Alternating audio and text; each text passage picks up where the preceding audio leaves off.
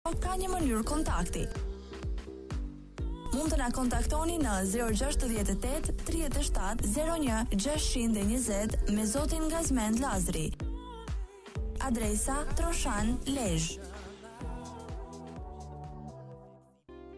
Ka një vend ku madhështia dhe klasi janë bashk. Ka një vend ku relaksi dhe akomoditeti mbajnë të njëjtin emër. Ka një vend. Luani Art. Bar restorant Luani Art. Me 22 dhoma dhe 2 suite. Bari dhe restoranti me kapacitet 100 dhënde. Për relaksimin dhe qetësinë tuaj. Shërbime ekstra, si jacuzzi, sala fizioterapie, fitness dhe banjo turke. Parking i bollshëm. Ka një vend. Luani Art. Vendi im. Adresa: Rruga Gjon Buzuku, ura e trenit.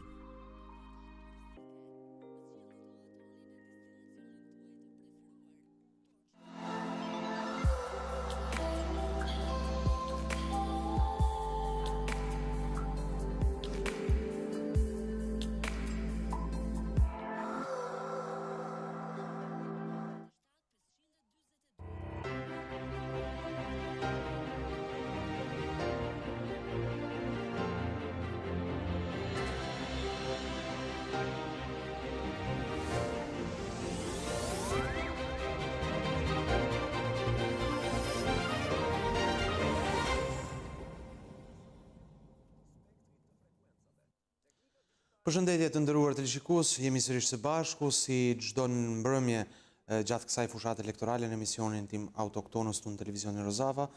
I fturi im sonte është kandidati për deputet i Partisë Demokratike për qarkun e Shkodrës, ish kryetari i Bashkisë së Shkodrës, zoti Lorenc Luka. Zoti Luka, mirëmbrëma, mirë se erdhët. Mirë se u gjeta dhe faleminderit për ftesën. Zoti Luka, ju keni vite e vite që merreni me fushata elektorale. Kjo fushatë është disi ndryshe. Çka ka specifik të vetën dhe çka ju bën përshtypje ju në këtë fushatë elektorale? Është e vërtet kjo, që kemi kaluar 10 fushata elektorale dhe për hir të vërtetës kjo ka një veçori.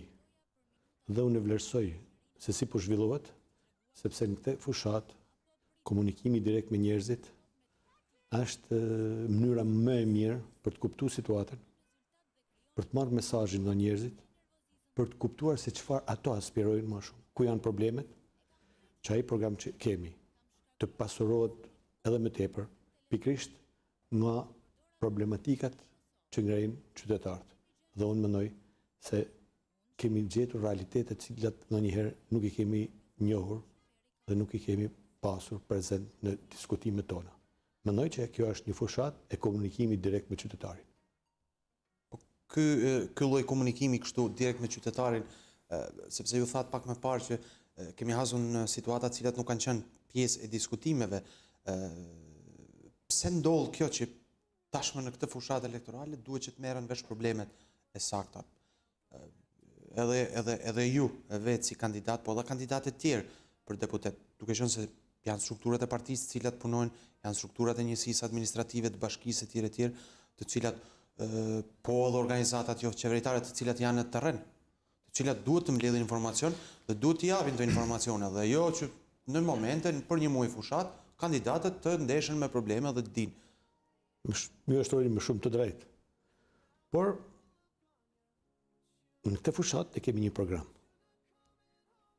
Dhe programi konsiston pikërisht në përmirësimin e situatave ekonomike, financiare, sociale e me radhë. Dhe në këtë fushat, komunikimi dhe debati janë një pjesë e rëndësishme. Diçka që nuk ndodh në jetën e përditshme.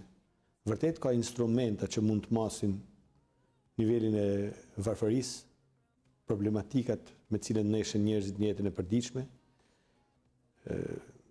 element që masin zhvillimin ekonomik.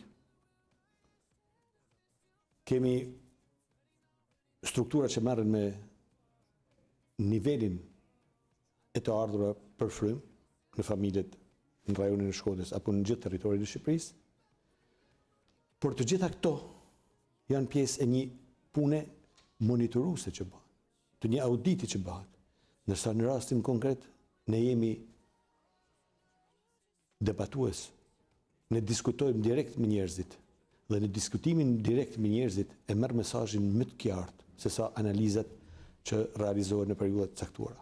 Paraja që për ne është një realitet i dhimbshëm, është pikërisht situata ekonomike në cilën ndodhen sot familjet shkodrane. Sepse ajo është rënduar shumë.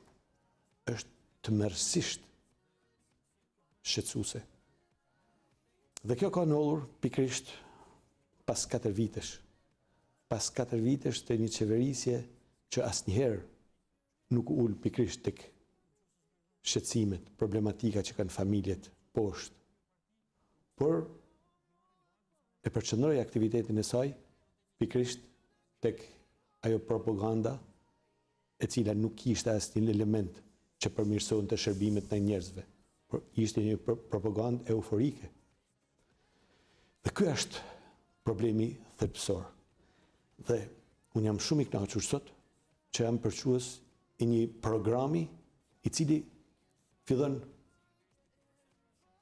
pikërisht aty tek njerëzit, tek shërbimet që programi i Republikës së Re, i kryeministit Basha, duhet të jetë i prekshëm dhe i zbatueshëm. Dhe nëse nuk e fillojmë pikërisht tek problematikat e familjes, tek problematikat e biznesit, tek problematikat e shëndetësisë, tek problematikat e taksave të larta, tek problematikat e uljes së çmimit të karburantit, tek problematikat me të cilën ne shëntrit për të arsimuar. Ne nuk bëjmë atë që duhet pastaj. Dhe përsëris edhe një herë, ky është thelbi i suksesit të këtij programi që paraqitet. Por ka edhe një element tjetër shumë të rëndësishëm. Ky debat përcjell edhe diçka që ndoshta nuk e ke parashikuar në program, që do të thotë ka nevojë vazhdimisht gjatë procesit të përmirësohet. Dhe përmirësimi kuptohet se ka pastaj edhe rezultatet e veta pozitive.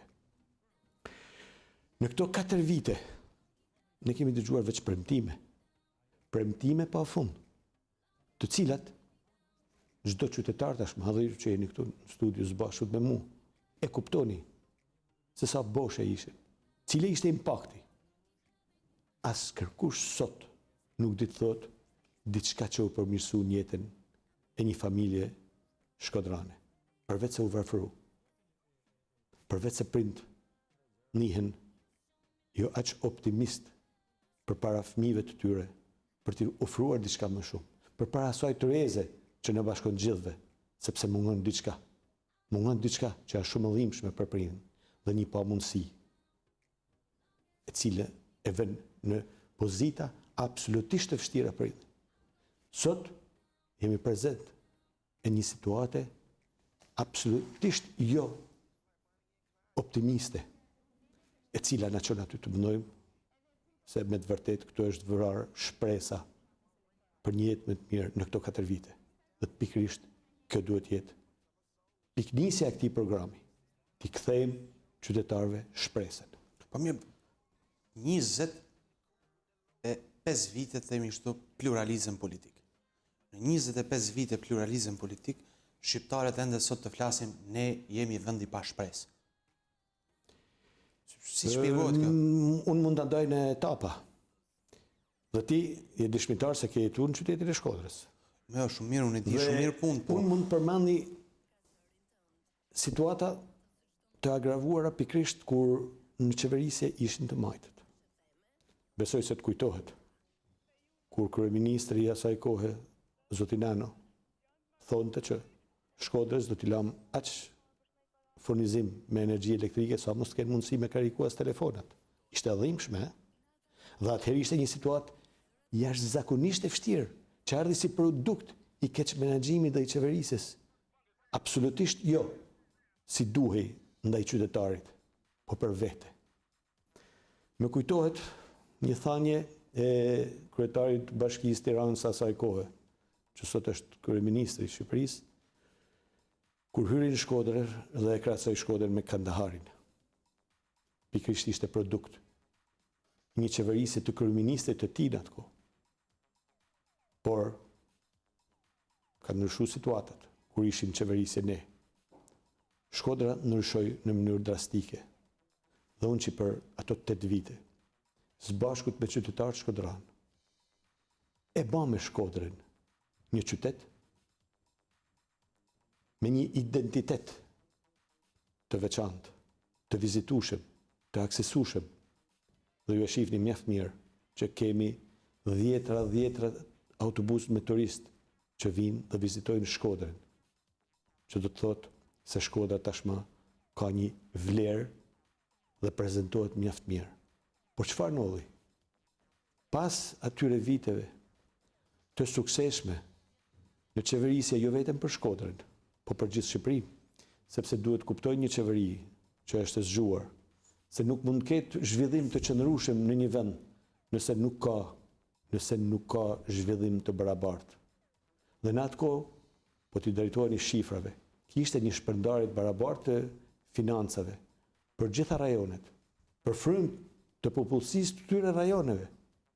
Kishte investime kolosale. Çfarë ndodhi pas? Pas asaj periudhe, pas atij gabimit madh që banë shqiptarët duke i besu qeverisjen kësaj qeverie, patëm një rënim në Shkodër. Ishte një sjellje absolutisht e papranueshme. Ishte një shpërndarje e papranueshme e mjeteve financiare, me cilat zhvillohet një qytet, zhvillohet ekonomia e atij qyteti. Absolutisht nuk mund ndodhin që një qeveri të sjellet me Shkodrën ashtu siç u sollën tonë 4 vite. Zero investime. Zero investime. Po kur? Pikërisht në atë moment kur u bën reforma administrative. Që pikërisht kjo reformë dhe në qëllimin e saj, siç u propagandu, kishte rritjen e mbështetjes financiare me grande apo në transfertën e pakushtzuar apo të kushtzuar për njësitë vendore. U bën një reformë dhe Shkodra besoi dhe arsyetoi që ishte bashkësia me penalizuar, me pak arsyetim se si mund zhvillohej kjo bashki, sepse dhe vetë koncepti i kësaj bashkie që fillon nga Alpet dhe përfundon në breg të detit, unë jam i bindur që nuk ka një koncept sakt zhvillimit. Në botë janë bërë reforma administrative, por kanë filluar pikërisht nga rajonet. Është bërë reforma rajonale, pastaj është bërë reforma komunale. Ne kemi të bëhet kundërtën. Shqipi, vendet anëtare të Bashkimit Evropian nuk kanë kufi shtetesh, kanë kufi rajonesh apo landesh. Dhe brenda këtyre rajoneve bëhet reforma administrative, duke bashku njësi vendore që kanë të njëjtin profil të pozicionit gjeografik, të resurseve natyrore, për ta zhvilluar sipas profileve. Kjo reformë pati edhe një efekt tjetër. I largoi shërbimet nga qytetari. Ne kemi një vend fshintu që shkojmë lëvizim gjithë Italia. Dhe besoj se e dini që ka komuna edhe me 4.000 edhe me 1.000 banor. Por përse? Kanë një zhvillim ekonomik shumë herë më të mirë se Shqipëria. Kanë një infrastrukturë shumë më të mirë se Shqipëria. Por ato kanë primar qytetarin. Dhe në këtë situatë, kur u bë kjo reformë të gjitha bashkitë, prisnin mjete financiare më të mëdha. Këtu pati një diskriminim pastaj. Një diskriminim të theksuar për Shkodrën deri në nivelet e një persekucioni financiar. Si persekucion financiar? Sepse se stadiumi u bë. Po, 12 milion euro. Dakord. Dakord. Me falë jeta të ndihshme nuk zhvillohet bypassin qeveria Berisha la pa bër. Kanë qenë ju promotori më i madh i bypassit. Se do shpëtoj Shkodrën, tash më ka mbet një grumbull zhavori.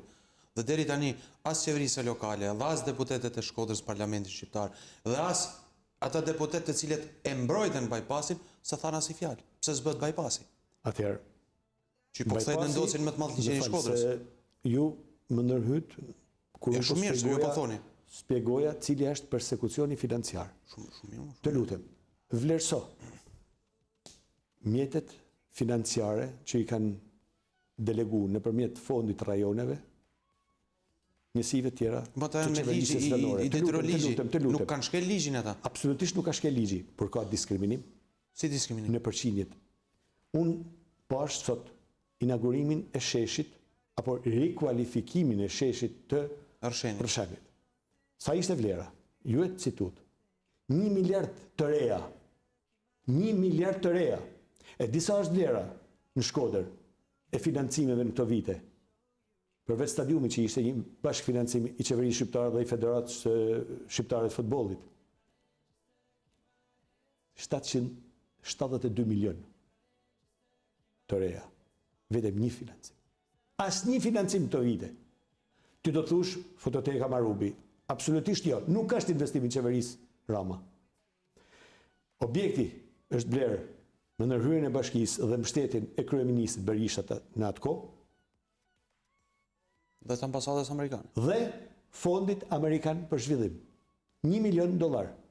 Cila ishte mbështetja që i dha qeveria Rama Fototekës Marubi? Po.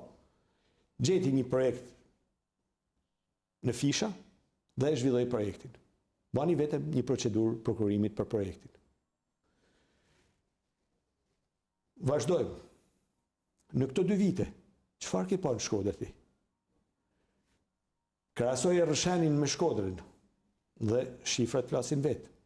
Por unë po të sjellin në vëmendjen tuaj shpenzimet as pak signifikative me impakt në Korçë. Keni pa një kull atje? Çfarë efektit ka ajo kull në përmirësimin e shërbimeve tjetës përditshme të njerëzve? Po se kemi kullën, kemi Të lutem, absolutisht po. teatrin, sepse u bë filloi faza e parë e rekonstruksionit të teatrit Miqeni Shkodrës. Sepse vazhdojmë. Keni investime në Durrës. 10 fishin, me fal qeveria, ekspertët e qeverisë, kryeministri, zëvendës kryeministri, deputet thonë që Shkodra sjell projekte të dobta. Edhe një herë, ju lutem, mos u marrni me interpretimet. Ma jo se unë nuk jam hetues. Mos marrni me interpretimet, marrni me realitetin. Se edhe në 2005 kështu thoshit ju, nuk kanë financuar sa është diskriminu, po u desh paktën miratimi i buxhetit të ri nga qeveria Berisha në vitin 2006 dhe kur nuk e harroj shkrimin e deputetit të ndjerit tashmë Gilman Bakallit asaj kohe, ku Shkodrës ju akordua me një rialokim të një fondi qeveritar, Shkodrës ju akorduan vetëm 100.000 euro dhe Vlorës ju akorduan 600.000 euro dhe Gilman Bakalli shkroi një shkrim, për një shkrim. Shkodra duhet konkurrojnë Vlorës që të marrë fonda. Dakor, ai ka një interpretim i mënyrës së të lexuarit. Po, sepse ju thoshin ne kemi projekte, po projektet flenë se nuk i financon kusht. Po doli se s'kishit projekte. Dakor. Ju flisni për 2005 projekte të insistohesh. Të lutem, ju flisni për 2005. Po, të lutem. Po kthehemi pranë kohë me të njëjtat fjalë. Jo, nuk themi kohë. Është një njëjta fjalë. Po më diskriminojnë. Po. Pse se diskriminojnë? Po tropojmë, pse nuk e diskriminojnë? Edhe një herë po na diskriminojnë sepse kena fakte, ti mos u bër me tropojnë kur ke faktin këtu. Dhe faktet janë forta. Lexoni shifrat. Pse rruga Velipojës diskriminim është? Më fal, kur po? A filloi? Është për fushat. Po ç'lidhje ka për fushat? Edhe një herë, asnjëherë nuk janë bëjnë financime për fushat. Të lutem. 2009 filloi për fushat dhe Berisha rrugën Shkodra hani hotit, po sa vite zgjati? E marrove? Po, dakor. Falenderoj. Cili është problemi? Ju përmend një deputet Shkodrës që kishte bërë një shkrim. Mvaret si lexohet buxheti. Mvaret si e kupton buxhetin. S'kishin ço projekte pra. Ai ishte një analizë e pasaktë. S'keni pas projekte. Në 2005 s'keni pas projekte të dërguara. Kjo ishte fatkeqësia. Ato projekte që ishin ato e financuan. Unë mendoj që keni nevojë për të njohur realisht me projektet, sepse projektet shpërndahen në ministritë përkatëse, sepse kështu ishte edhe profili në ato vite. Dhe qeveria Berisha krijoi fondin e zhvillimit rajoneve për mos diskriminuar njësitë. Sepse kishte një filozofi të saktë, atë të zhvillimit të barabartë të gjithë rajoneve. Patjetër. Por E kthejmë edhe një herë. Por, kur të flisni sot, flisni me realitetin e prekshëm. Çfarë ndodh? Shifni në Durrës. Investim në profilet ndryshme. Por asnjëherë, pikrisht aty ku është problemi kryesor i Durrësit, 2 orë shi mytet Durrësi, 2 orë shi mytet Elbasani. Më falni, ky është shërbimi ndaj qytetarëve? Jo. Ky është investim që bën qeveria vetëm për pjesën e edukjes dhe të propagandës. Unë jam dakord që të bëjnë investime në profilet ndryshme. Po, a është më emergjente ajo kulla e shëmtuar në Korçë, apo veleria që ndërtohet me një zonë arkeologjike, apo ura e Baçallekut në Shkodër. Cila është më e rëndësishme? Të ndërtohen këto sheshe dhe të mjadhen palma pa fundësisht me çmime në stratosferë, apo të bëhet rruga me 4 kursi deri tek Harku i Bërdic, se ju thot po fillon rrugën e Veripojës. A është një projekt i studium pyes ty? Jo. Sepse problemi më i madh në 7 muaj në Shkodër është nga Harku i Bërdic deri tek ura e Baçallekut, sepse brenda qytetit jemi me 4 kursi. Aty jemi me 1 kursi. Ajo ka nevojë për një zgjidhje teknike të cilën këto që kanë fillu punimet, apo që kanë bërë projektin, apo që kanë investuar, nuk e kanë zgjidhur. Është zgjidhje parciale, nuk është zgjidhje komplekse. Nuk mund të bësh një rrugë me standarde të mira kur nuk ke një rrugë që e lidh Shkodrën me Velipojën në 800 metër, 900 metër. Çfarë zgjidhet kjo? Që përballen përsëri me trafikun e rënduar, që presin njerëzit nga një 3 çerekuar për me hinë në rrugën e Velipojës? Kjo ishte zgjidhja? Jo. Kjo nuk është zgjidhja. Kjo është paraqitja e një projekti propagandistik vetëm për fushat. Nëse do të ishte i studiuar, do të kishte realitete të tjera. Do të ishte ura Baçallekut, edhe një kursi tjetër, me 4 kursi deri te Harku i Bërdic. Atëherë do të ishte një projekt serioz. Ky nuk është një projekt i studiuar mirë. Po vazhdoj. E dini që qeveria nëse hap një faqe të buxhetit ka hap edhe financimin për bypassin? Dhe është një financim, më fal, kjo qeveri ka hap financimin, por nuk e ka akordu, nuk e ka levruar deri më sot. Sepse do të bëjnë projekte propagandistike. Pse nuk e ka levruar lotin tjetër? Sepse kjo është sjellja e tyre me Shkodrën. Historikisht kjo është sjellja e tyre me Shkodrën. Në periudha të ndryshme, kështu sillen me Shkodrën to. E disa e rëndësishme është bypassi. Sparit është një argjinatur mbrojtëse. Ka porta, të cilat hapen dhe mbyllen sipas rasteve. Ka një shetitore me një distancë 5 metër, e afaquar me liçenin e Shkodrës. 2 kilometra e gjysmë shetitore. Jep një bukuri asaj zone. I krijon akses qytetarëve të Shkodrës të kenë edhe një shetitore tjetër. Ju e shihni sa frekuentohet shetitoria në Qershor. Urabun Qershor. Masivisht njerëzit. Pse s'po ja japim edhe një tjetër qytetarëve të Shkodrës?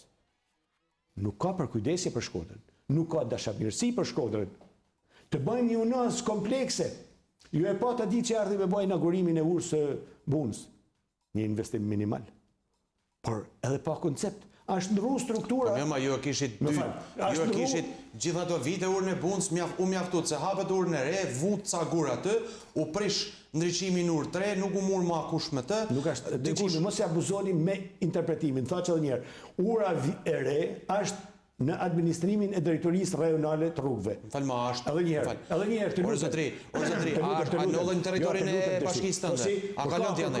Ka përgjegjësi të ndara. Po përgjegjësi të ndara? Atëherë, nëse janë përgjegjësi të ndara, gjithsecili duhet përmbushin përgjegjësitë e tyre. Dakor. S'mundet njëri tjetri në përgjegjësitë e atij tjetrit. Shumë mirë, dakor. Sepse ka kaos institucional pastaj. Atëherë po të përsërisë. 2 vjet e sa. Cili është ndryshimi, ma thujti? Na bë me urën e re, me një vlerë 7 milionë 800 mijë dollar, një investim dinjitos, me parametra dhe standardet mira. Çfarë ndodhi me urën e Bunës? Ma thujti, nëse ura e re ka dhe një element hapje, kjo urë që u rehabilitu në mënyrën më absurde. Shikoni mënyrën e vendosjes drasave atje. Nuk janë drasa që kërkohen për urë dhe të lutem, e kanë mbyllur, nuk mund të hapet ura Bunës më. Nuk mund të hapet edhe pjesë e lëvizshme. Ne urojmë që në Shkodër të ketë zhvillim, të ketë mundësi për ty varka me vela e element tjerë. Do të thellohet buna, do të Edhe pastrohet njëherë, buna, ka mundësin të moment që jena të ketë një zhvillim të rëndësishëm të akomodimit, të zhvillimit, të lëvizjes me varka në liçenin e Shkodrës. Kjo ura, e ke pa se ka një element ku mund shkutet? Pse mërë kaq diskriminuar Schengeni? Pse duhet ne të merremi me një urë që ka një vlerë 50 milion të vjetra, kur këtu mungën investimin në bypass. Prej të lutem. Ne bëme rrugën Shkodër-Qershor. Po, e ke pa di se çfarë u diskutu? U diskutu që ne do të bëjmë disa sheshpushime, rikualifikimi i zonës përtej në krahun e majt të rrugës duke shku në Qershor. Unë kam një pyetje, dhe besoj se do ma japësh përgjigjen. Emergjenta është rruga nga Qershoka deri në Zogaj. Hajde pastaj të bëjmë edhe ndërhyrje tjera, sepse kemi nevojë pa diskutim për të vazhduar investimet, për të krijuar akomodime, për pushuesit që dojnë me shku me kalu disa orë. Por të lutem emergjencën, ne duhet ndajmë emergjencën, ato që janë shërbime jetike për qytetarin. Nuk ka shërbim jetik për qytetarin ato vizatime të bukura. Jetike për qytetarin është i shërbesh ashtu siç duhet. Ajo rrugë prej Qershor deri në Zogaj, në një zonë ekstremisht të bukur, është e mjerueshme. Ka nevojë për të ndërhyrë. Nuk bëhet ajo rrugë, por premtohet diçka tjetër. E kupton që është propagandë elektorale. Sepse unë e di se çfarë do thotë, të zhvillohet edhe ajo zona tjetër. Të lutem ju me përmend urën e bunës, po pastaj të lutem. Shkodrës ju premtua edhe komplekset sportive këta, po nuk u bën kurrë. Të lutem. Nuk i harron. Janë të domosdoshme, por unë kthehem tek pjesa etike. E di në Shkodër sot kemi rrjetin më të mirë në gjithë Republikën të kanalizimeve nëntoksore. Të ujëve të përdorura dhe financimi i qeverisë? Ishte një financim i KFV-s, si në gjithë Republikën. Dhe u përfundu. Të pyes ty, pse nuk u kujtu qeveria shqiptare të përfundojë fazën e tretë të ndërtimit të implantit të përpunimit të ujërave të zeza? A është kërku kjo? Është projekt. Është projekti. Sepse kur është nënshkruar marrëveshja, është pjesë e projektit. Dhe pastaj ne merremi me diskutime. Të lutem. A është kërku nga kryetari aktual? Patjetër. Po s'ka nevojë më kërku nga kryetaria, se ka përgjegjësi qeveria ta përfundojnë kontratën me KFV-n. Se ka një kontratë qeveritare që thotë do të përfundohen faza parë, faza 2 dhe faza 3. Të lutem. Se kanë kërkuar deputet të Shkodrës parlament. Jo, të lutem, të sjalli fakte unë. Ju e keni pa implantin e përpunimit të ujëve të zeza në Qershor? Po. Një investim i mrekullueshëm. E kemi mbrojtur liçenin. I kena dhënë zhvillim asaj zone. Të lutem, flasim me fakte.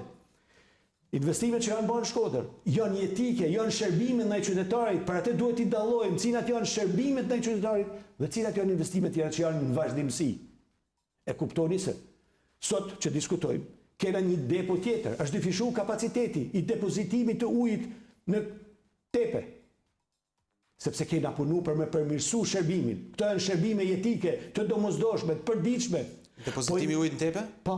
Furnizon me ujë lagjet e Shkodrës? Po tjetër. Po të pyes ty zotni. Jo se zona Marluleve nuk ka ujë. Absolutisht, derisa ta. Pallatet s'kan ujë. Si me të pyet, ai projekt që është dërguar prej sa vitesh, prej 2 vitesh, 3 vitesh, në qeveri për infrastrukturën nëntoksore të zonës Marlule dhe deri tek zona industriale, pse nuk financohet? 400.000 euro. Pse nuk financohet? Jo, më tepër, shkon 2.800.000 euro. Pse nuk financohet? Sepse ka të bëjë me infrastrukturën nëntoksore, kanalizimet të ujëve të bardhë dhe ujëve të zeza, ka të bëjnë me infrastrukturën mitoksore, me asfaltimin e rrugicave, që atje janë absolutisht mundshme ndërtu me një standard shumë të mirë, sepse edhe ndërtimet aty janë bërë me një inteligjencë natyrale perfekte, kanë rrit, i kanë dalë në kvartale, por ka pas një problem, aty nuk mund të investohej për para, sepse mungon të kolektori. Unaza linore e ka zgjidhur problemin tashmë dhe për atë e kemi dërguar projekti pasi përfundoi. Unaza. Pse? Sepse nuk kishin ku të derdheshin ujërat e zeza.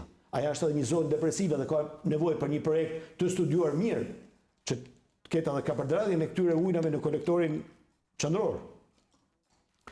Të pyes, çfarë do të thonë që nuk investohet? Nuk është etika ajo? Kam një pyetje për ju, dhe besoj se do të më jepni përgjigjen si po ajo apo ta. Është një etike dhe domosdoshme. E di, masi e di ishe, po vazhdoj. E din investimin. Unë jam këtu me pyetje. Shumë mirë, por unë uroj që të jenë pyetjet pikërisht në atë drejtim ku ne të nxjerrim problematiken Jo të bëjmë diskutime pa produkt, se po i bëjmë pa produkt, pastaj Po, ju thoni që... E dini zoti në rrugë zonën industriale? E dini që aty u investu në infrastrukturën toksore, mi toksore. Dhe, kur u investu? Kur u bau naza, se e lidhi me investimet mamallore. E dini ju zoti që në zonën industriale kemi një rrjet dentoksor perfekt munguar në zonën informale, që po formalizohet, uroj, dhe pastaj do të fillojnë aty investime dhe zbatimi këtij projekti që po them. Këto janë investime jetike, këto përmirësojnë jetën e qytetarëve. Përse ne banim nga 60-70 rrugica në atë kohë? Sepse rrugica përmirëson jetën e familjes tande, i afrohet më afër problematikave me cilat neshin, apo si e thonë ana dyrët e oborreve çdo familje, apo fëmijë që dalin losin rrugicë. Të lutem, të përfundoj. Sot ju diskutoni për një urë. Më le mësë është diskutimi më absurd që bëhet. Unë e pyeta dhe mbrëm edhe mbrëm e kam pyetur kandidatën për deputetet Partisë Socialiste. Ura vjetër e Bunës, ka drita dhe gjithë dalin militantat e Partisë Socialiste fotografojnë, faleminderit zoti kryeministër, dhe ura re është në tem. Për mu kjo është absurde. Megjithatë, kjo është realiteti i qeverisjes, pra atë po thotë. Jo, s'është realiteti, është edhe mentaliteti qeverisjes, sepse një qeveri që ka përgjegjësi interesohet për ti majt investimet që janë bë. Po tregoj diçka tjetër, sepse unë insistoj, se kam edhe eksperiencën e bashkisë, që nëse nuk përmirësojmë jetën, shërbimet e përditshme ndaj qytetarit nuk kena realizuar asnjë prej detyrave që kena marrë përsipër. Kjo është detyra parsorë. E dini se Marluja është bën një nga shkollat më të mira në prefekturën e Shkodrës? Po që për rezultat se po dështon. Absolutisht nuk dështon dhe është shumë mirë. Ka nevojë nga Ministria e Arsimit dhe instrumentat e tjerë të përmirësojnë mënyrën e funksionimit saj. Nuk ka bashkia që përmirëson mënyrën e funksionimit saj. Atëherë kjo se ju e dini, pse nuk e thoni? Dhe unë po të dështon sepse është një zonë që është zonë marginalizuar me probleme të mëdha sociale, me probleme të mëdha sociale dhe problemet e fëmijëve, të lutem, dhe problemet e fëmijëve prind nuk mund t'i çojnë me atë kosto të çmimit që ka aty, pavarësisht se është dhe ato zona kanë nevojë që të bëhet një studim përsëmarit. Që ti lëm sepse janë problemet që duhet pyetet kryetaria e bashkisë për to. Jo, janë problemet e ministrisë. Jo, se administron bashkia. Politikat duhet pyetet kryetaria e bashkisë për to. Politikat e arsimit janë të ministrisë dhe ju e dini edhe shefi i shërbimeve sociale. Kanë përcjell shërbime në Shkodër, në bashkinë e Shkodrës. Po ju sut. Dhe kanë pyetur edhe shumë të tjerë. Kanë pyetur edhe kolegë miq që vazhdojnë të jenë kryetar bashkie. Me fani, ju kanë përcjell kanalizimet. Mos shërbimet sociale në Shkodër nuk janë keq si të lutem. Unë po tham shërbime tjera pastaj. Nalim edhe tek socialet, por shërbime jetike, sepse shkon komuna, ke problem jetik, vaditjen, kullimin. Absolutisht kjo është absurde. Të lutem, e dini ju është emergjente. E dini ju që në transferimin e titujve të punësisë dhe të përgjegjësive në bashki kanë kalu kanalet sekondare dhe tercial. Po. Dhe nuk ka shkuar si fond. E dini që nuk ka shkuar asnjë fond për mirëmarrjen e tyre? Më fal, ku për kujdesja për shërbimin? Jo si fond, basi mjet. Të lutem. Ku është për kujdesja? Ku është për kujdesja? Të pyesum ty, e dini kush i ka primart? Bordi i kullimit. Bordi i kullimit. Dhe nëse nuk vjen ujë te kanali primar, nuk ka si vjen ujë për vaditjet e sekondare dhe terciali. Kjo është filozofia e mos funksionimit të sistemit të qeverisjes apo të shërbimit. Ato fshatarë që kanë mjell ato fermerë, si do ta marrin vaditjen me shtëpi? A me investimet e tyre? E dini ju që sot që diskutojmë, fermerët janë më të penalizuarit. Ekonomitë në komuna janë të penalizuar. Absolutisht. Pse do të thush? Sepse i mungojnë për kujdesja, për këtë që folë. Po mungojnë për kujdesja, mungojnë subvencionet, mungojnë mbështetja, sepse mungojnë edhe mbështetja për titujt e pronësisë. Të subvencionet. E dini ju sa është buxheti i qeverisë shqiptare për subvencionet për fermerët? 10 milion euro. E dini sa është në Kosovë, në një shtet të ri? 100 milion euro. Kosova bujqësi ka? Të lutem. E dini sa është buxheti i qeverisë Kosovës? 100 milion euro. E dini sa është i Maqedonisë? 150 milion euro. Prandaj ushqemi me domate maqedonase. Prandaj programi Basha konsiston pikërisht në te. Tek mbështetja e ringritjes së ekonomisë të vogël për të shkuar drejt ekonomisë së madhe. Do të kenë mundësi fermerët që të fondi 100 milion që propozon zoti Basha të marrin me lehtësi procedurale subvencione. Por ka dhe një element tjetër, sepse ne duhet ta mbrojmë prodhimin vendas. Duhet jetë i klasifikuar taksa apo të taksohet në një mënyrë të diferencuar. E gjithë bota ka. Ne duhet ta mbrojmë këtë prodhim. E dini ju që sot në shqetësimet që na përcjellin banorët e zonave përtej qytetit që kanë ekonomi bujqësore, nuk shitet ma qumshti. Bagjet nuk marrin ma qumsht. Pse? Sepse një komercialist ka sjell pluhun, qumshtin pluhun. Me çmim shumë të lirë. Por nëse ti don me mbështet ekonominë tënde, duhet kesh masa mbrojtëse. Dhe këtë unë e lexoj shumë mirë. E lexoj shumë mirë. Sepse këtij fermerit apo dikujt tjetër, apo qytetarit, ti duhet t'i ulësh çmimin e naftës. Dhe në programin e zotit Basha ulet në shifra të konsiderueshme. A është çmimi më i ulët i naftës, i karburanteve në Ballkan? Deri tash besoj se të ka qelluar dhe ty të shkosh edhe të afërmit tuaj.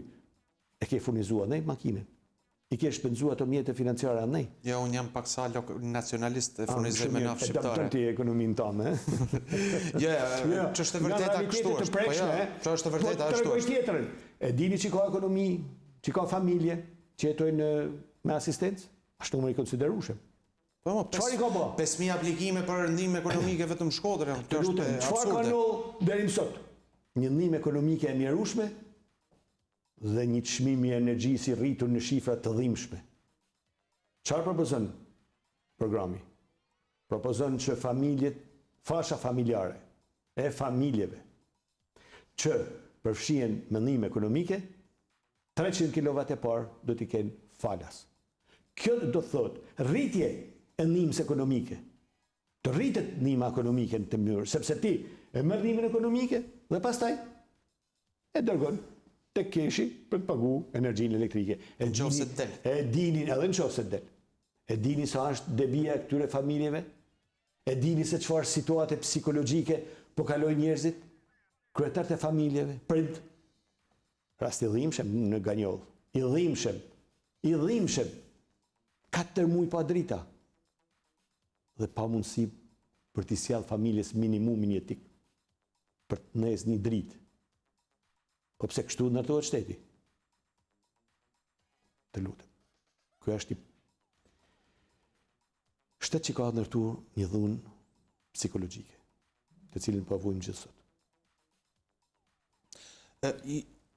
Zoti Luka, ju vini në këto zgjedhje lokale, keni qenë kryetari i Partisë Demokratike, deputet, kryetari i Këshillit të Qarkut, i vetmi deri tani kryetari më i gjatë i Bashkisë së Shkodrës, pra me 2 mandate kryetar i Bashkisë të Shkodrës dhe tashmë vini kandidat për deputet. Ndërkohë që ka një themi kështu Republika e re, mendësi të reja, problematika të reja etj. Mos është ky një lloj, themi kështu një lloj konsumi paksaj malli Lorenc Lukës politik? Për hir të vërtetës, s'po them për eksperiencë, po ndodh një konsum sepse që nga viti 96 të këndej. Për hir të vërtetës, njerëzit kanë të drejtë të analizojnë sipas mënyrës tyre. Unë këtë moment e kam pritës një përgjithësi shumë fishe. E shumë fisht. Pse? Sepse të sjell tu besimin e njerëzve që më kanë dhënë në periudha të caktuara. Atë mbështetje maksimale që njerëzit më kanë dhënë. Dhe kjo është një peshë që duhet analizuar mirë për ta përmush me sukses. Unë vi këtu nga një bashkëpunim maksimal që kam pas me qytetarët e Shkodrës, nga një komunikim permanent që kam pas me qytetarët e Shkodrës duke lëviz si njëri prej tyre në qytet, i barabartë me to. Dhe vi në këtë moment nga një mbështetje maksimale në votimet e fundit për kryetar bashkijet, që në 93 qendra në qytetin e Shkodrës, unë fitova 92. Kjo është përgjithësi. Përgjithësi që të bën me ullë kryt poshtë e me menu shumë mirë që përmushja e këtij besimit në këtë mandat është shumë signifikative. Vi këtu edhe si një përfaqësues i shtresës së përnjekurve politik. Unë kam lindur në një fshat nga jugu. Familja jeme, prind, të afërmit. Janë pjesë e atij kalvarit të familjeve shkodrane që kanë vuajtur për 50 vjet. Përsëri, kjo eksperiencë dhe kjo përgjithësi më bën të mendohem maksimalisht që ky besim t'i kthehet qytetarëve në shërbim.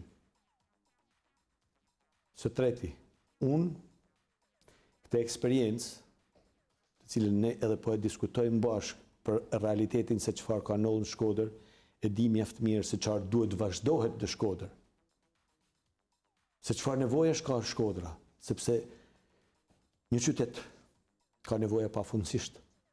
Në një bisedë, në një takim që pata me kryetarin e Bashkisë Vendit para disa vitesh, pash që komunikonte vazhdimisht me disa nënpunës të tij, bashkëpunëtor. Dhe e pyeta, më fali thaç, edhe ju keni kaq shumë punë, sa që në këtë bisedë jena detyruar ta ndërpresim, ishte një bisedë miqësore, pastaj kuptohet, ta ndërpresim disa herë, një tha. Çdo qytet ka nevojë për zhvillim. Sa më i madh të jetë zhvillimi, aq më shumë punë ka. Dhe ne pikërisht për këtë duhet punojmë, që Shkodra të ketë një zhvillim, dhe ky zhvillim të ketë nevojë për punë pafundësisht, për të shërbyer në mirëmbajtjen dhe në zhvillimin vazhdimsi. E dini sot çfarë ndodh? Mungesa e investimeve publike ka sjell një prishje të sistemit financiar në Shkodër. Fuqia punëtore bjen, sepse nuk ka punë. Kompanitë e ndërtimit mbyllin aktivitetin se nuk kanë punë. Penalizimi që ju bë ndërtimit ka pas një kosto për sistemin ekonomik pastaj, apo tregtar. Nuk ka më mundësi për të blerë tulla. Nuk ka më mundësi për të blerë pllaka hidrosanitare, xhama, duralumin. E kupton që e njejnë bizneset se nuk lviz asgjë. Kjo ka bërë që ulet niveli ekonomik i të ardhurve për frymën në qytetin e Shkodrës. Që të kemi një krizë të krijuar artificialisht. E dini çfarë do të thotë? Që këto bizneset e vogla, që për mua janë femra e akilit të zhvillimit ekonomik të Shkodrës, sepse kanë 3 element të rëndësishëm. Ato kanë bërë një investim. Ato janë vetë punësu, dhe ato zhvillojnë një aktivitet tregtar, financiar. Deri tash, unë kam ditë që ka një blok ku shënohen emrat e familjeve që nuk kanë mundësi të likuidojnë në një moment kur blenë, por në fund të muajit kur marrin përkrajen sociale apo pension apo diçka tjetër. Jam habit, kishte edhe një blok tjetër. Dhe kjo është e frikshme. Dhe ndaj kësaj duhet ndërhyet me një herë. Bloku që bizneset e vogla i kanë detyrime kompanive të shumicë, sepse shkojnë e marrin mallin atje dhe nuk kanë mundësitë financiare t'ia shlyjnë. E marrin me blok, shënimesh, sasin, të shkruar. E di çfarë është kjo? Shkatrimi i biznesit vogël, sepse në fund vitit ato do të jenë debitor, sepse nuk qarkullon asgjë. Nuk ka likuiditet pastaj. Që do të thotë që fundi i vitit do të bëjë që këto biznese të mbyllin aktivitetin. E di sa dëmshme është për qytetin. Nuk ka lëvizje. Duhet të ulen taksat për biznesin. Dhe nga 16-9% është një nivel i jashtëzakonshëm i përkujdeses që tregon programi i Zotit Basha për biznesin. Këto biznesin e kanë pas vetëm për ta vjel. Unë mendoj se biznesi duhet jetë partner. Duhet jetë partner, sepse është pikërisht aty ku fillon zhvillimi ekonomik. Ne kena pas traditë Shkodër, tregtin. Këto pa shkatrojnë të traditë mirë. Po shkatrojnë. Shkodra është mbush me dyqanet vogla, po kjo është një problem tjetër sepse edhe në probleme e zhvillimit po myllin biznesin, sepse kanë marrë një licencë deri në fund vitit dhe pastaj do ta myllin. E di si është kjo? Të punojnë pa pasur asnjë përfitim financiar. Zoti Luka, ju keni qenë 8 vite kryetari i bashkisë. Në vitin 2013, thatë pak më parë që Bashkia e Shkodrës, në Bashkinë e Shkodrës gëzohet nga 93-92 qendra votimi, ndërkaq në zgjedhjet e 2013-s ndodhi themi kështu një pothuajse e papritur dhe pa menduar që Partia Demokratike të humte jo vetëm qytetin e Shkodrës, por gjithë qarkun e Shkodrës, të humte aq shumë vota dhe të dilte me aq pak mandate, pra e majta kalon të sipër, u akuzua për krimin, për gjitha këto. Por ju si kryetar i bashkisë qendër të qarkut të Shkodrës i asaj kohe, ku në krye të listës ka qenë Josefina Topalli dhe vini sot në këto zgjedhje si kandidat i treti i listës në zgjedhjet e 2017-s, ndërkohë muan Josefina Topalli. Duke qenë se ju keni qenë bashkëpunëtor i ngushtë i Josefina Topallit gjatë gjithë asaj kohe, a do ishte më lehtë fitoria në 2017 me Josefina Topallin apo siç ka qenë humbja në 2013 së bashku edhe me ju edhe me Josefina Topallin, sepse një pjesë përgjegjësi si kryetari i bashkisë asaj kohe për humbjen e PD-s duhet ta mbani edhe ju. Përsëri kjo është mënyrë interpretimit. Sepse unë gjithnjë ndaj zgjedhjet lokale nga zgjedhjet politike. Dhe asnjëherë nuk kam marrë pjesë, të lutem, asnjëherë nuk kam marrë pjesë të drejt për drejt, por i tërhequr në një fushat politike, si kryetar bashkie flas, kur ishe. Dhe jam deri në fund i kësaj bindje që kryetari i bashkisë nuk duhet të përzihet një fushat elektorale politike. Sepse kryetari i bashkisë, i dashur Simon, i përket gjithë qytetarëve. I ofron shërbime gjithë qytetarëve dhe nuk mund të pozicionohet në një fushat politike. Kur bëjmë fushat administrative, ne flasim për të shërby qytetarëve, për projekte në shërbim të qytetit Shkodrës. Sa keni qenë i angazhuar? Absolutisht, unë edhe një herë po ta përsëris dhe e kam pas qëllim në vetvete të ruaj pozicionin e administratorit, të atij që i shërben gjithë qytetarëve. Dhe për tham, ka marrë vlerësime edhe nga institucionet ndërkombëtare për qëndrimin që ka marrë. Edhe në fushata, edhe në mënyrën e menaxhimit dhe të shërbimit të qytetarëve në Shkodër. Përmendet bashkëpunimin, unë kam pas bashkëpunim me Zojen Topalli, që është një zojë e nderuar, kam pas bashkëpunim me zotin Astrid Bushati, një zotëri shumë i nderuar, me zonjën Troshani. Kam pas bashkëpunim me shumë emra të tjerë. Kujtoj, kam pas dhe kontakte bashkëpunime me zotin Pjetër Abnori, Alis Pahia, me radhë. Pra, kam një histori bashkëpunimit. Një histori bashkëpunimit në një sistem demokratik.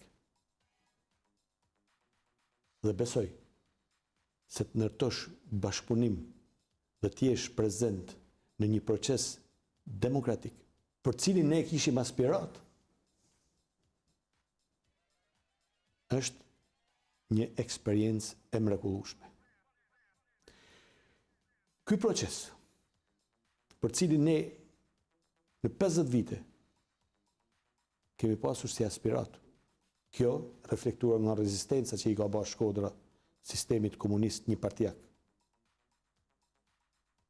Pikrisht kjo ka qenë filozofia për të pas një sistem ndryshej, një sistem demokratik i cili konsiston në një zhvillim të vazhdueshëm.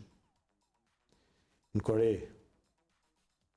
besoj se shpeshherë është pjesë edhe kronikave tuaja, është një person që e ka trashëguar postin nga jati dhe është sistem demokratik aty. Nëse e quhen demokratik atëherë po Ashtu e quhen Republika Demokratike e Koresë. Edhe një herë, unë atje shoh një person i cili sistemi komunist që thotë demokracitë popullore. Edhe një herë, kjo është mënyra se si e percepton ti komunizmin, unë e perceptoj ndryshe. Unë kam luftuar për këtë sistem. Dhe ky është momenti që ne duhet jemi mirënjohës këtij sistemi. Ky është një sistem i cili në vazhdimësi vlerëson kontributet e gjithëve, sepse zhvillohet. Zhvillohet, nuk nalet asnjëherë. Besoj se e keni pa Kolin. Shumë vite. Ai që bëri realitet ëndrrën e gjithë europianëve. Konsolidoi funksionimin e Bashkimit Evropian. I dha një mbështetje të jashtëzakonshme. Kjo është demokracia. Por, në këtë proces, është e rëndësishme të respektojmë kontributin e vlerat e të gjithëve. Patjetër, të i vlerësu deri në element bazë, në mënyrën se si të gjithë kemi luftuar në këtë proces. Edhe ato që do të vinë pas nesh. Unë nuk kemi përjetshëm. Thash, ju keni qenë 8 vite kryetari i bashkisë. Akuzuat pak më parë që ka diskriminime etj. Në anën tjetër janë akuzat se Voltana flen gjumë, nuk ka projekte, është një përplasje mes kryeministit dhe kryetarës së bashkisë, edhe ju si kandidat për deputet, edhe në këtë fushat, por edhe më përpara dhe më pas. Por ma një pyetje kam unë për ju, si kandidat për deputet, por edhe si ish kryetari i bashkisë. Ju jeni akuzuar shpesh herë që Shkodra nuk është pedonale. E dini edhe vetë. Gjithë Shkodra nuk është pedonale. Ne jemi dëshmitar sot që një pjesë e rrugicave të Shkodrës janë shtruar edhe me nga 2 herë, ku kanë qenë shumë mirë të asfaltuara, ndërkohë janë shtruar me kaldrëm. Ndërkohë ka zona lagje të tëra të qytetit të Shkodrës, cilët ka vite që nuk kanë as edhe një lloj investimi. Unë ju pyes ju, a thuaj jemi ne aq të pasur që të bëjmë 2 herë një investim brenda pak viteve? Sepse dini shumë mirë, sepse keni lënë ju ato projekte. Atëherë, unë duhet të... Do jeni akuzuar për këtë? Dakord, e pranoj. Nga qytetarët, pak të në kronika që ne kemi përsjellë. Unë i vlerësoj qytetarët që akuzojnë, sepse përndryshe edhe nuk mund t'i sqarojmë. Pastaj mos t'akuzojmë edhe ne që na diskriminojnë. Nëse e bane pyetjen, më lënë të përgjigjem. Duhet të riparoj diçka në pyetjen tuaj, sepse na kena bën ndërhyrje në zonat historike. Ju e dini që në Shkodër kemi një zonë që është shpallur ansambël historik. Që do të thotë, duhet punohet mbi bazën e asaj filozofie që ka pikërisht kjo zonë. Ka dhe një vendim qeverie që përfshin Ministrinë e Monumenteve të Kulturës, Ministrinë e Mbrëmshme dhe Ministrinë e Transporteve për menaxhimin, administrimin dhe Bashkinë Shkodër, kuptohet dhe institucione të tjera për menaxhimin dhe administrimin e kësaj zone. Por, këto zona kanë edhe financime të profilizuara. Nëse ke një zonë historike, do më besoj se ti ke lviz në vendet e zhvilluara europiane, konsistojnë do të kapemi me Vjenën, po... Jo me Vjenën, keni edhe vende tjera, ke edhe Zagrebin këtu afër, ke edhe... Po Vjenë është Zagrebi për ne. Edhe Budve, më fal. Nuk ka qenë Vjenë. Budva është Kandahar. U ba nga ajo qeverisje cilën e vujt me gjithë, sepse Shkodra ka qenë një qendër e frekuentuar para 50-70 vite. 600 vite universitet ka Zagrebi. Të lutem. Kemi dallime shumë të lutem. Ktu ka një problem. Nëse nuk i marrim këto fonde që janë të predispozuara, të profilizuara për këtë ndërhyrje, do t'i lëmë ato rrugë siç ishin dhe nuk do të bashim financim. Dakord? Tek Ministria e Linjës ka financime. Pikërisht me këtë profil. Se Ministria e Kulturës që administron një pjesë të fondit të rajoneve ndërhyn pikërisht me këto investime. Apo nikon në këto investime. Nëse ne do t'i marrshim rrugë, rrugicat do të neshin ashtu siç janë, apo siç ishin. Nëse do të krijosh një kompleks të administruar mirë, duhet t'i përshtasësh, sepse ai që vjen do të shojë diçka ndryshe, asfaltin ai e ka. Dhe na kena pas një element shumë të rëndësishëm, kena tentu të ruajmë autenticitetin e sipërfaqeve të gurve dhe të ndërthurur me pjezëra të... Ju si kryetar bashkiet jeni akuzuar se po bëni diferencim në mënyrën e investimit proporcional në qytet. Absolutisht jo. Absolutisht jo. Verifiko të gjithë buxhetet e bashkisë Shkodër. Të gjithë buxhetet e bashkisë Shkodër. Ka një ndarje proporcionale në numra, në ndërhyrje, në profile. Në profile. Urdo, buxhetet që kemi kaluar aty janë. Shifrat janë kokfort, sepse nuk nënshohen. Është një studim deri në detaje i shpërndarjes së buxhetit bashkisë sipas 5 rajoneve. Ndoshta mund të ketë në një rajon që ka marrë më pak, siç është rajoni numër 5, sepse e ka pas pamundur ndërhyrje në sistemin, sepse mungohet e infrastruktura në toksore dhe nuk mund bashim një rrugë kur nuk ishte kanalizimet e ujnave të bardha të zeza. Po them që ai mundet që ka marrë më pak. Por ka marrë më shumë në sektorin e investimit kryesor në strukturë, se janë rreth 12 milion euro të unazës lindore. 1.300.000 euro të shkollës. E me rrallë. Këto interpretime bëhen. Unë edhe i pranoj. Sepse çdo njeri ka drejt shprehet. Për ata është e bukur demokracia. Do të thoshe që njerëzit ishin më racional. Por jam i sigurt dhe i bindur që investimet kanë qenë të shpërndara në mënyrë perfekte në të gjithë rajonet e Shkodrës, ndoshta në një rajon më pak. Të lutem, nëse ne nuk mrim të thithim investimet sipas profileve që kanë, do të humim shumë. Unë kam ndërtu, bashkia, 7 palestra. Ishte mundshme me apliku të fondi rajoneve për palestra. Palestra? Kalqeto keni ndërtu? Palestra është ajo. Po s'është palestra, është kalqeto. Me fal. Kalqeto ka dalë, sepse kalqeto, të lutem, kalqeto është një fushë zbuluar. Këto janë palestra sepse të rinjt, fëmijët futen aty, janë të bërë vetëm futboll. Si? Vetëm futboll. Jo, absolutisht zhvillojnë aktivitete të gjitha profileve. Po flasim abortike, shkollat pa ngrohje në Shkodër tash. Më fal tash, unë ne dim tash, keni pa një kalqeto as keni çu ngrohje. Të thash diçka në fillim.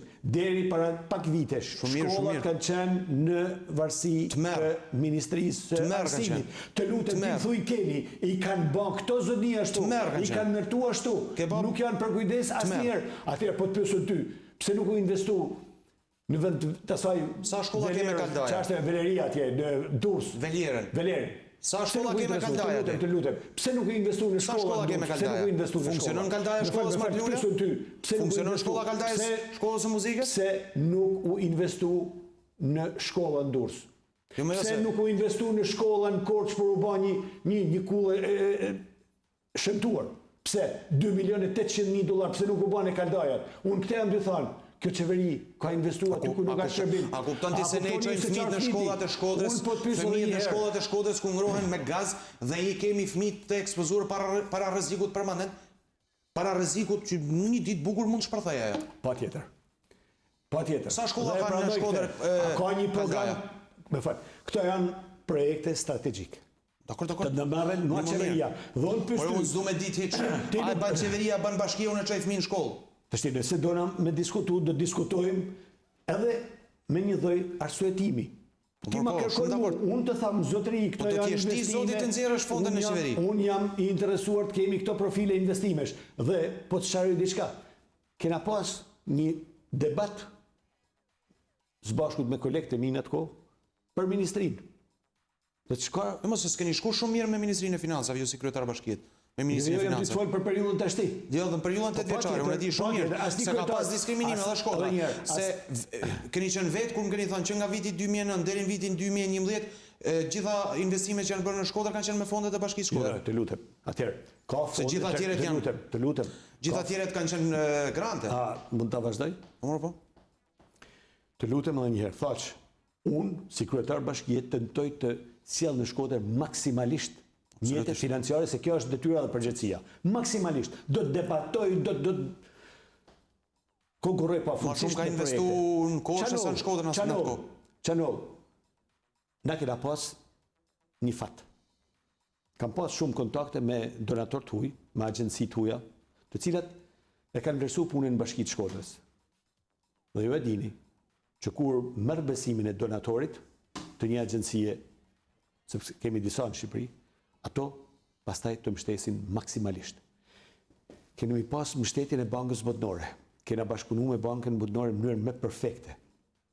E dini kolektorin Mat Dobraçi dhe rrugën, infrastrukturën nën toksore, mi toksore, rikualifikimin e stacionit të ujësjatësit, të pompave, ndërtimi i bazenit, mbrojtja, sepse kena kalu periudha shumë vështira nga situatat e përmytjes, kur rrezikonte të hynte ujë në pompa. Është bën një vepër e mrekullueshme atje. Vendosja e kolektorëve të ri në shumë segmente të qytetit Shkodrës për të rritë kapacitetin furnizues, pas veprës që u bën në kala nga investimet e qeverisë austriake. Investimet e kooperacionit italian, absolutisht shumë të mëdha, dhe i falenderoj. Investim i ADES austriake, investim i Fondit Amerikan për Zhvillim. Më fal. Ka dhe kontrata pastaj që lidhen, sepse kontrata e KFV-s ishte me qeverinë shqiptare. Ishte një profil ajo kontratë, të mbrohej sistemi ujor i liçenit të Shkodrës dhe të Bunës, nga dardhja e ujrave të përdora.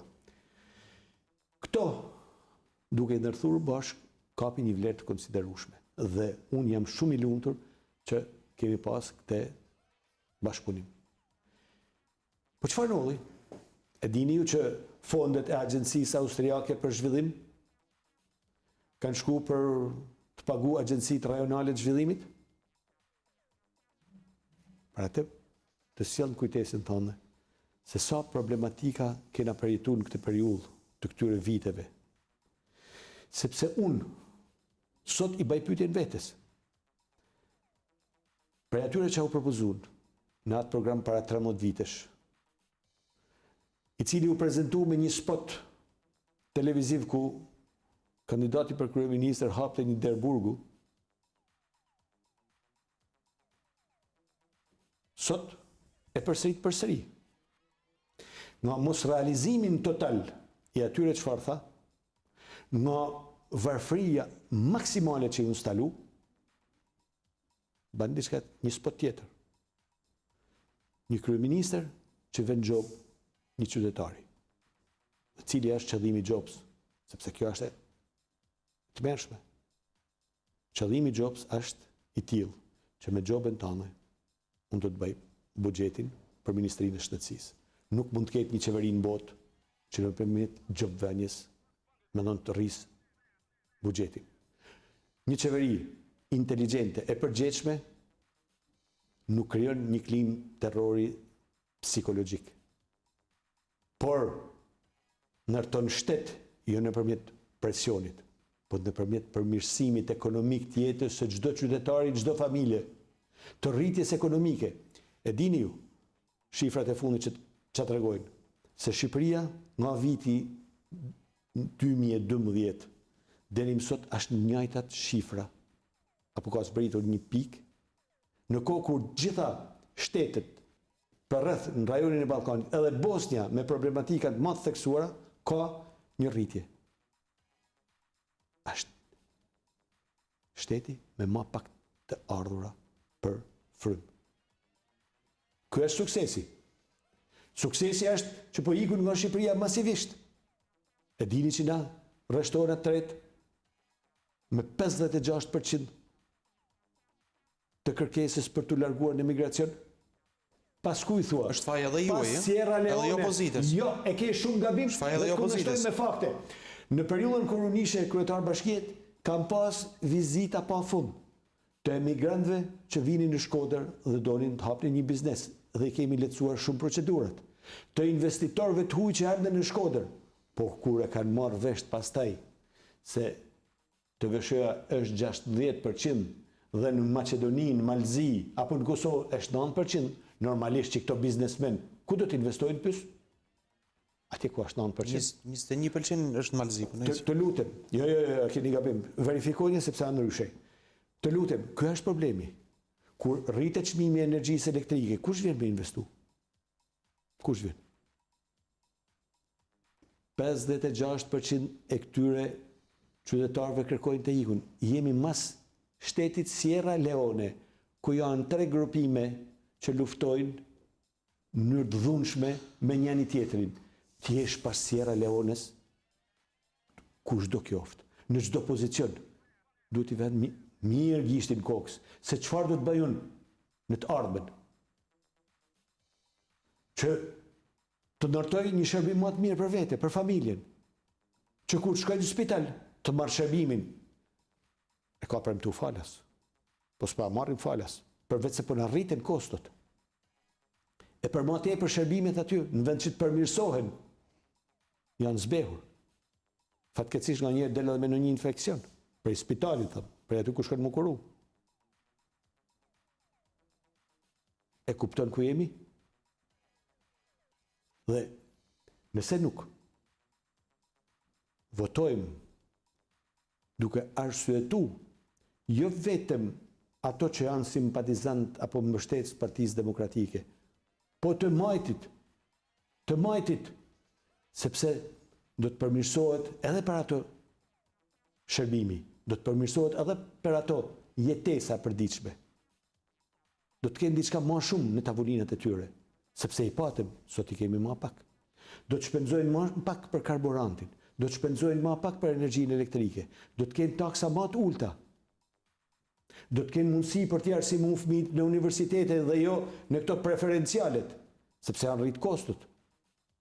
Do të kenë shkolla më të mira, ty instalu pikërisht këte, shërbimi në shkolla, që fillon që nga përkujdesja për fëmijët me orar të zgjatur dhe deri te kushtet e mbrëmshme. Të mendosh kur të votosh o qytetar shqiptar, nuk duhet i paragjykoj, por i bëj thirrje sepse e shoh, sepse takojmë edhe simpatizant të së majtës. A jeni më mirë, a jeni më keq? Jo, jena më keq. Hajde të bëhemi më mirë. Ky moment është një moment që ka nevojë për një lëvizje masive për të ndërtu të sigurt të ardhmen e fëmijëve tonë në këtë vend. Zoti Luka, edhe një pyetje të fundit, duke qenë se zgjedhjet po afrojnë, problematika pas 2013 ka qenë riorganizimi i strukturave të Partisë Demokratike, të cilat për hir të vërtetës që edhe ju e dini shumë mirë që në zgjedhjet e 2013 u shthurën, flas këtu, por që ajo lloj shthurje në një farë mënyrë në disa zona të caktuara u duk edhe në zgjedhjet lokale të 2015-s. Ju, duke qenë se keni qenë kryetar qarku, kryetar bashkie, bashkisë më të madhe, domosdo së bashku edhe me grupin e deputetëve më krye me zonën Topalli keni pas ndikim të madh në krijimin e këtyre dhe mbështetjen e këtyre strukturave, flas për strukturat e Malësisë së Madhe, të Bushatit, apo edhe të Shkodrës dhe të zonave të tjera përreth. Ju si kandidat, duke qenë se keni njohje me gjitha ato struktura të shkapërderdhura në këto zona, çka po bëni? A do arrini që t'i bashkoni me 25 që të mos ketë rrjedhje, mos ketë një përsëritje të 2013-s? Unë nuk mund të them se strukturat u shpërban, siç u shprehet ju. Mund të kenë pas në fund të zgjedhjeve të 2013 një tronditje që ndodh normalisht kur ka një rezultat jo pozitiv, por jo të shturura. Pse do të thush? Jo të shturura sepse këte rezultoi procesi zgjedhor për zgjedhjet lokale. Ne kemi fituar masivisht. Pjesa më e madhe e njerëzve të cilët ju i keni promovuar në Malësi të Madhe, e lanë balë kandidatin demokrat. Aja është, më fal, nuk mund bëhemi A do harrojni si bashkoni edhe ata? Po atjetër dhe ka një klim optimiste Ka një klimë optimiste, unë shoh titullar të drejtues PS-s që janë pjesë e procesit.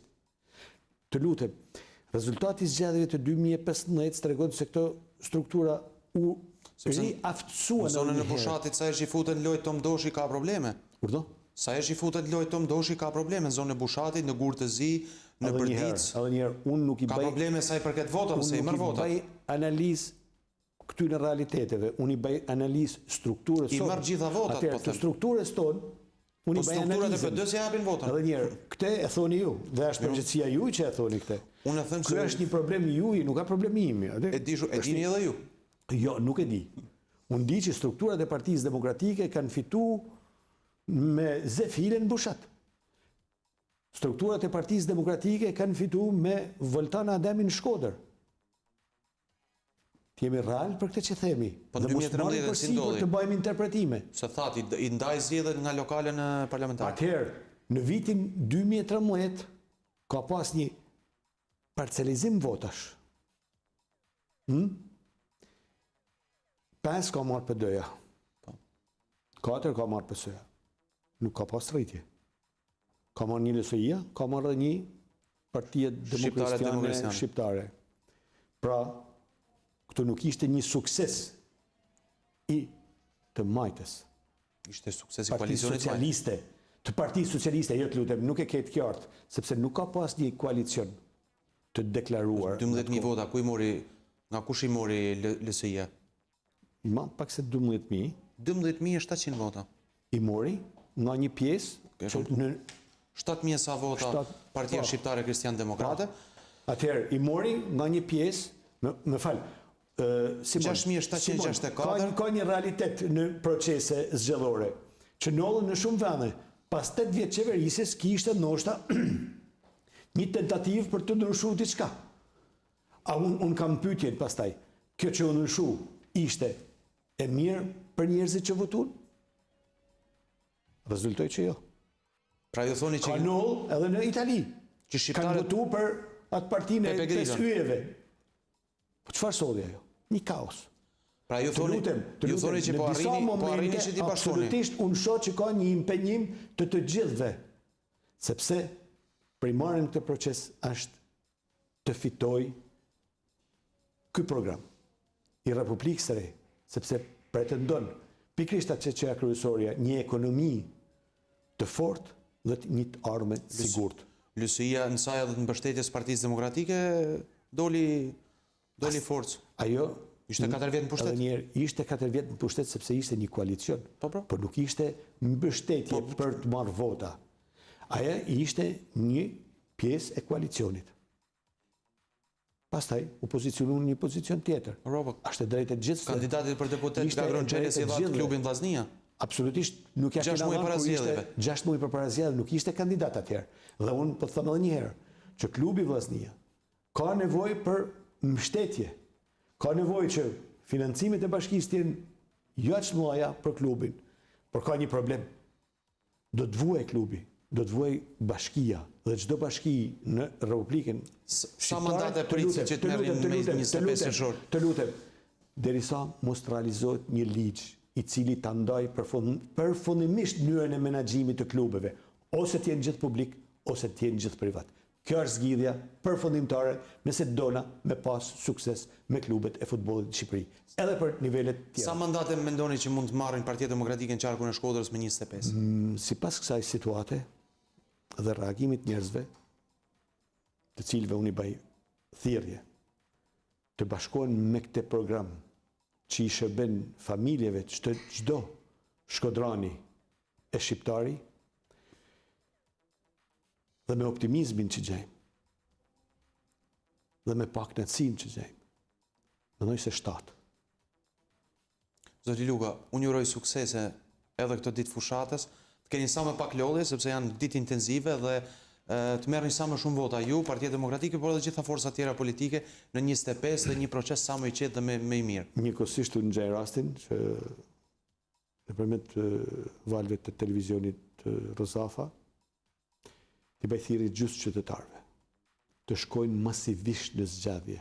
Masivisht ka nevojë që çdo qytetar me votën e tij të ndërtojë të ardhmen e tij. Është një drejt kushtetuese që jep kushtetuesa. Kushtetuta është elementi bazë për të ndërtuar shtetin. Ta ushtrojnë këtë drejt kushtetuese për të mirën e familjes tij, për të ndërtuar një të ardhme të sigurt, për një ekonomi të sigurt në Shqipëri, duke votuar numrin 6. Dhe njëkohësisht falenderoj edhe televizionin Rozafa për kontributin që jep në komunikimin permanent për politikat, për zhvillimet politike, për zhvillimet administrative, sepse po mos ishin këto mjete të komunikimit, ne do të kishim diçka mangut sot në jetën tonë përditshme. Ju faleminderit. Faleminderit. Të nderuar televizionistë, ishim me zotin Lorenc Luka, kandidatin e Partisë Demokratike për deputet në qarkun e Shkodrës në zgjedhjet e 25 qershorit. Shihemi sërish të hënën. Deri atëherë, mirë takofshim.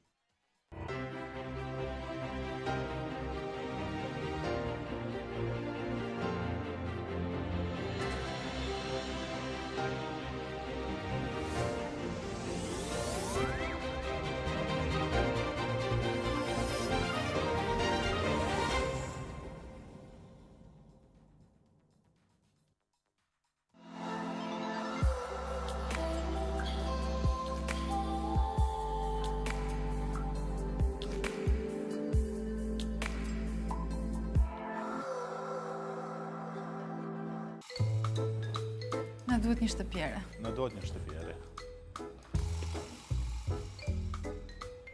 Një shtëpi e bukur. Një shtëpi më e madhe. Një shtëpi funksionale. Na duhet shtëpia jonë.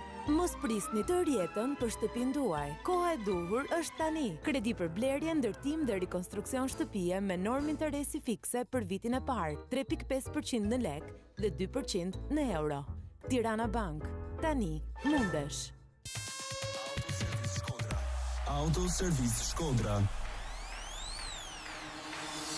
Të gjithë jemi në kërkim të më të mirëve, të punës profesionale. Autoservis Shkodra ofron lyerje profesionale me furmë pjekje për të gjitha tipet e makinave, duke përfshirë edhe furgonat me kupol, drejtim shasie me banko kaliber, drejtim llamarine me spotter profesional, saldime me elektroimpuls, oksigjen dhe puntatrice, saldime plastike, lucidime makinash me cilësi të lartë, pastrime fenerësh dhe shumë procese të tjera, cilësi absolute punimesh me një kohë rekord. Gjithçka çfarë nevojitet makinës tuaj, stafi i kualifikuar, me përvojë pune që në vitin 1988 bën që rezultatet të jenë të dukshme. Autoservis Shkodra. Adresa: pranë shkollës austriake, tek Ish Mëndafshi. Numër kontakti 067 22 63 157. Kërko më të mirët. Kërko Autoservis Shkodra. Klinika turke Inji Dental. Me një staf me eksperiencë disa vjeçare dhe me një kujdes maksimal ndaj pacientit, ofron të gjitha shërbimet dentare. Terapi, porcelan, protetik, protez, paradontologji, zirkon, estetik dentare,